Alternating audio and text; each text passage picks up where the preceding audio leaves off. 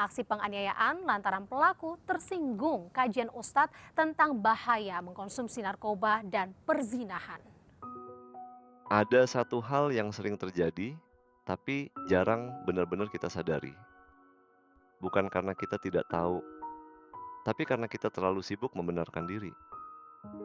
Kita tersinggung, kita merasa direndahkan, kita merasa harga diri kita diinjak. Dan dalam sekejap kita berubah. Dari yang terluka menjadi hakim, kita marah, kita menuntut, kita menghukum. Tapi, pernahkah kita bertanya, kenapa kita begitu gampang tersinggung? Apa sebenarnya yang kita pertahankan? Kita hidup di dunia yang terus bergerak, terlalu cepat, terlalu bising, terlalu banyak hal yang bersinggungan. Dan dalam dunia itu, manusia adalah makhluk paling kompleks. Kita bukan hanya tubuh, kita bukan hanya pikiran. Kita adalah akumulasi pengalaman, luka masa lalu, harapan, dan ketakutan. Setiap kata yang kita dengar tidak hanya masuk ke telinga, tapi melewati filter batin. Dan filter itu seringkali sudah retak. Maka satu kalimat yang netral bisa terdengar seperti penghinaan, satu candaan bisa terdengar seperti ejekan, satu kritik bisa terasa seperti serangan terhadap eksistensi diri. Mari kita bicara soal harga diri. Sebagian besar dari kita membangun harga diri berdasarkan pengakuan luar. Kita ingin dianggap cerdas, disukai, dihormati, dipuji. Tapi begitu ada satu orang yang mengkritik kita, semua pengakuan itu seolah lenyap. Karena kita membangun rumah harga diri di atas pondasi rapuh, validasi eksternal. Dan ketika rumah itu digoyang, meski hanya oleh angin kecil, kita panik. Kita menyerang balik. Tersinggung pada dasarnya adalah bentuk ketakutan. Takut kehilangan kendali atas citra diri. Takut dianggap rendah. Takut diketahui bahwa di dalam diri kita ada bagian yang belum selesai. Seringkali kita merasa direndahkan karena kita merasa punya posisi. Posisi sebagai orang tua, sebagai atasan, sebagai orang yang lebih tua, lebih pintar, lebih mapan. Dan ketika seseorang berbicara di luar skrip yang kita harapkan, kita merasa harga diri kita diganggu. Padahal mungkin orang itu tak bermaksud apa-apa. Padahal bisa jadi yang kita sebut rasa dihina itu adalah cermin dari kelekatan kita pada ego. Kita lupa, martabat sejati tidak tergantung pada posisi. Martabat sejati adalah ketenangan yang tidak goyah oleh pandangan orang lain. Tapi kita terlalu sering mengaitkan martabat dengan pujian, dengan penghormatan, dengan rasa superior. Dan itulah mengapa kita mudah meledak saat merasa tidak ditempatkan sebagaimana mestinya. Lalu muncul siklus beracun. Kita tersinggung, kita marah, kita merasa berhak menghakimi, kita menjadikan luka kita sebagai senjata moral, seolah karena kita tersinggung, maka kita suci, dan orang lain adalah penjahat yang wajib dihukum. Kita mempermalukan mereka, kita membongkar aib mereka, kita cari simpati, dukungan, dan sekutu. Semakin banyak yang setuju dengan kemarahan kita, semakin benar kita rasanya. Tapi sadarkah kita, kadang kita tidak sedang memperjuangkan keadilan. Kita hanya ingin membalas sakit hati. Kita tidak sedang membela kebenaran.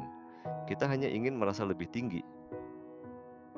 Media sosial memperparah semuanya. Kita punya panggung, punya penonton, dan setiap kali kita merasa tersinggung, kita punya tempat untuk berteriak. Kita screen capture, kita quote, kita unggah, kita ajak orang marah bersama, bukan untuk memperbaiki, tapi untuk membuktikan, lihat, aku yang tersakiti di sini, aku korban, dan dia harus dihukum.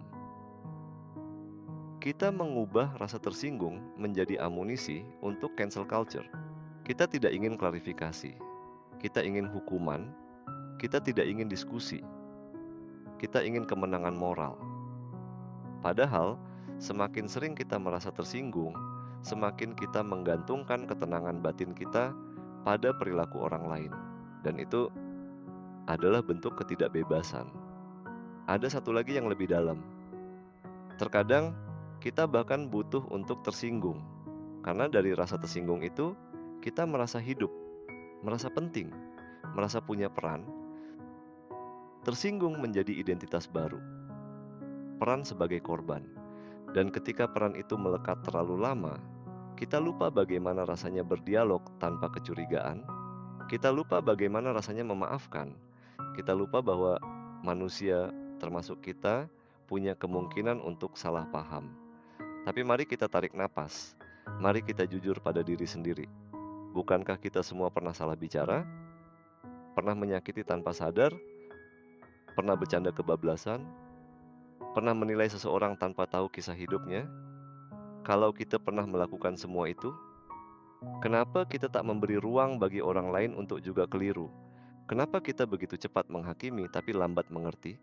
Mungkin yang perlu kita pelajari bukan hanya bagaimana cara bersikap saat tersinggung, tapi bagaimana menata hati sebelum tersinggung itu muncul, bagaimana belajar mengenali luka lama yang masih bereaksi, bagaimana menyadari bahwa tidak semua kata adalah serangan. Menjadi manusia berarti punya perasaan, tapi bukan berarti semua perasaan perlu dijadikan kebenaran mutlak. Kita boleh merasa disakiti, tapi bukan berarti kita selalu benar. Kita boleh merasa dihina, tapi bukan berarti kita harus menghina balik. Kadang, diam lebih bijak daripada menjawab. Kadang, memaafkan lebih kuat daripada membalas. Kadang, tersenyum lebih berani daripada menunjuk-nunjuk. Karena kekuatan sejati adalah ketika kita mampu menjaga martabat, bahkan ketika harga diri terasa diganggu. Mungkin yang kita butuhkan bukan sistem baru, tapi ruang batin yang lebih lapang. Tempat di mana kita tidak reaktif. Tempat di mana kita bisa berhenti sejenak dan bertanya, apakah aku benar-benar direndahkan atau hanya merasa begitu? Apakah ini tentang mereka atau tentang lukaku sendiri? Dan kalau jawabannya adalah luka, maka disitulah kita bisa mulai menyembuhkan. Bukan dengan menyerang balik, tapi dengan menerima bahwa kita sedang belajar. Mungkin bentuk tertinggi dari kedewasaan bukanlah saat kita bisa membalas dengan elegan, tapi saat kita tak perlu membalas sama sekali. Bukan karena takut, tapi karena hati kita cukup besar untuk tidak menyimpan dendam.